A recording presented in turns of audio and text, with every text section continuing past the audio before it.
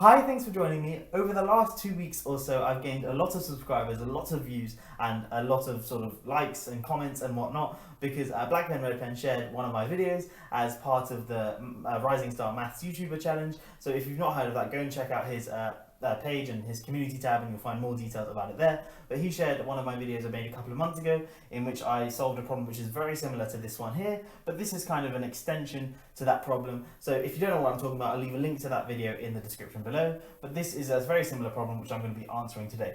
So we have someone called Alice, and they have a polynomial p of x with coefficients in the natural numbers. So she has a polynomial and the coefficients are strictly positive integers. So not zero, not negative integers or any other real numbers, just simply positive integers.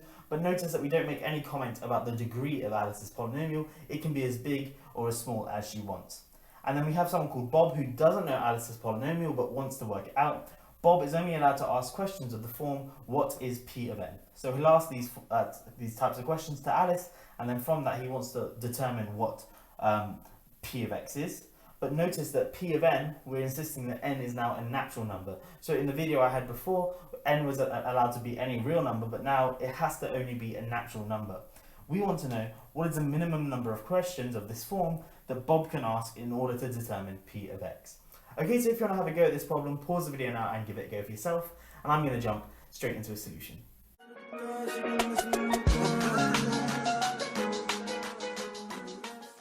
Okay, so the first thing I want to do is show that it's not possible for Bob to get it in just one question. So if you've seen the video that I'm talking about, the one that Black Pen Red Pen shared on his channel through the Rising Star Maths YouTuber challenge, I'll leave a link for that in the description below, as I said earlier. If you've seen that video, you'll know that there's like a special number that we can plug into p, and then from that we can actually uniquely determine p, but we can't do that in this case, and of course I've got to prove that. So essentially there doesn't exist this special, or I claim there doesn't exist this special number which we can plug in to p, and then from that uniquely determine p. And the way we're going to do that is we're going to prove that by contradiction. So suppose for contradiction there's some magic number, say n, which Bob can plug into p, and from that uniquely determine p. Well, he's going to say, Alice, what is p of n? But then, remember at this point, he doesn't know what Alice's polynomial is, but Alice does. And suppose Alice just had the constant polynomial, let's call it p1 of x, and it's just a constant n plus 1. So then Bob will plug in, ask Alice what is p of n, and Alice will respond to saying n plus 1 because it's a constant polynomial. But then, what if Alice's polynomial was p2 of x, where p2 of x now is just the polynomial x plus 1? Firstly, I guess notice that both of these are valid p's, but valid polynomials because they have strictly positive coefficients. Okay, and well, notice that this thing here, when we plug in n, we're going to get n plus 1, and when we put n into there, we're also going to get n plus 1. So if Bob plugs in n, and then Alice responds saying n plus 1, so if Bob says, hey Alice, what's p of n? Alice goes, hey Bob, p of n is n plus 1, then Bob won't know which of these two it is. And in fact, it could be another polynomial as well. But there's certainly at least two polynomials such that when you plug in this supposed magic number n, you're going to get the same result, n plus 1. So that means Bob will not be able to determine whether it's p2 or p1 or potentially some other polynomial as well. Hence, that we can definitely not get, or guarantee that we can get the polynomial in just one guess. Now, I guess in some instances we could get lucky and be able to get it in one guess. So for example, if it just so happened to be that Alice's polynomial, p of x, was a very boring one, but was just 1, okay, well then, and say Bob goes, well, what's p of 2? Well, then of course Alice will respond saying 1. Then Bob will immediately be able to deduce that the coefficient, if he writes p of x in sort of a general form, a0 plus a1x plus so on all the way up to an x to the n, where n is the degree of the polynomial, well, because p of 2 is 1, then that means that a1, a2, and so on all the way up to an must be 0. So in other words, the degree of the polynomial is just 0, and hence it's a constant polynomial, so p of x must be identically 1.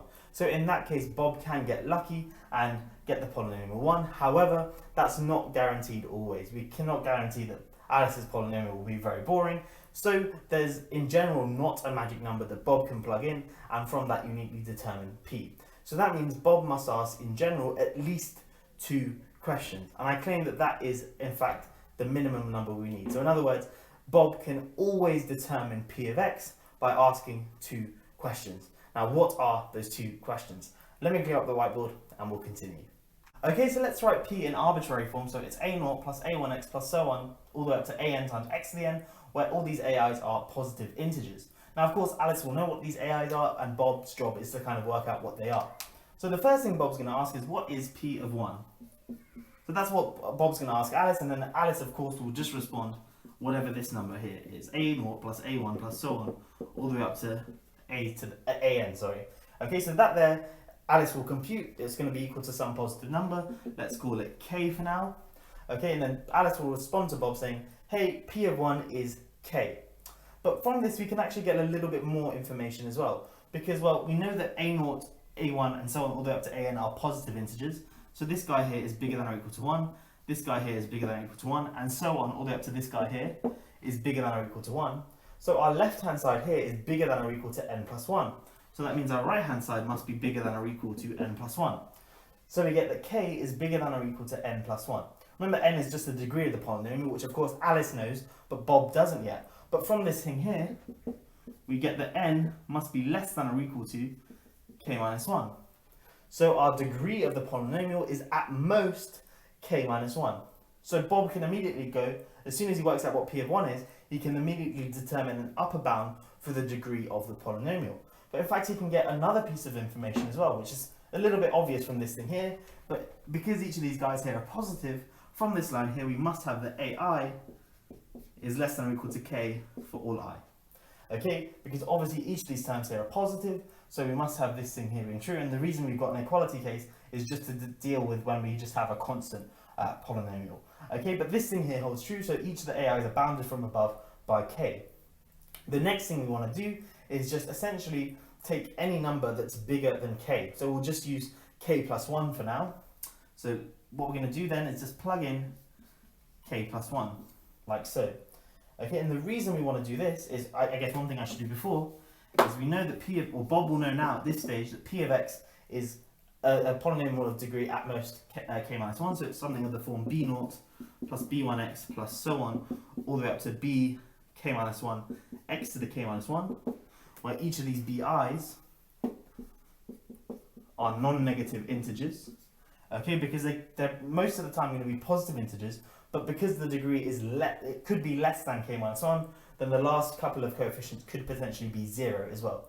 So each of the bi's are non-negative integers, but then what I say is Bob is going to plug in k plus 1, like so. And the reason for this is, well, once Alice plugs in k plus 1, she's going to read out b0 plus b1 times k plus 1 times so on, all the way up to bk minus 1, k plus 1 to the k minus 1, like so. Now, obviously she won't read it out like that, she'll just compute that number and then tell Bob what that number is, let's say b.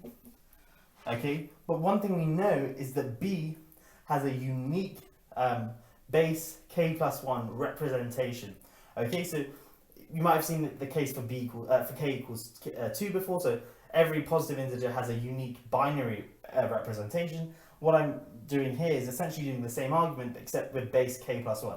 So a fact is, every positive integer has a unique expression base k plus 1, where those where each of the kind of, if you write it out in base k plus 1, each of the numbers you write down are going to be a positive integer between a non-negative integer between 0 and k.